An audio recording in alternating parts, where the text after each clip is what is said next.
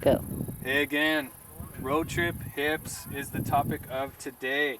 So take a look. I've been sitting in this kind of position for most of the last hour or two.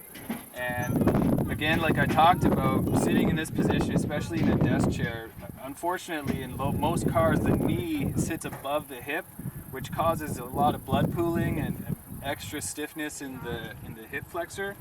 So one thing to think about when you get out of the vehicle is you might not notice, but if you have a shortening inside of the hips here, your pelvis wants to stay in that position. So ultimately, we're not able to come all the way through into a solid straight stance.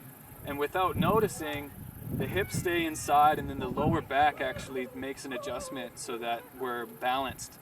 So one of the first things that's important to do when you get out of a vehicle is just to take some long steps. And this stretch here is just to get the hip flexor opened up. You want to keep the back glute squeezed, which might be hard because sitting for so long keeps those glutes turned off, like I said. So even giving yourself a couple wake-up calls down in the butt is a good idea. And just kind of sit tight. You can hold onto the car and get a little bit more blood flow in that area. Sit in, and you can practice kind of rotating on that hip joint and keeping that glute nice and squeezed to open up that hip flexor so that your pelvis has more opportunity to sit back in place. Another thing that we want to look at is any bit of soreness or stiffness in the lower back from sitting. Maybe if you have your lumbar support cranked, your back's kind of like this for a long period of time in the vehicle. So a simple forward bend is a good opportunity to open that up. And just kind of reaching around and touching throughout this whole range of motion can start getting more blood flow to that area again. Ultimately, our hamstrings will shorten as well, so it's not a bad idea to maybe get the leg up on the vehicle a bit without scratching it.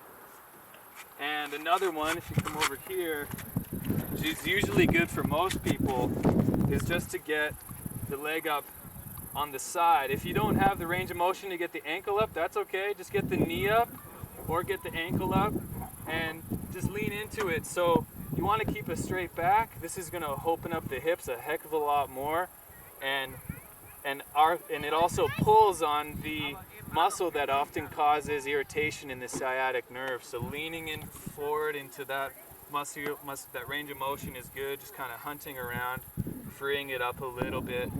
And then just getting mobile, especially for any of my hiker friends, people that drive long hours and then get really active like we are today in the Badlands. It's super important to take care of all of those different areas, especially before you get that pack on. Open up the hips, get that back supported, and start practicing stabilizing throughout the hips and the torso.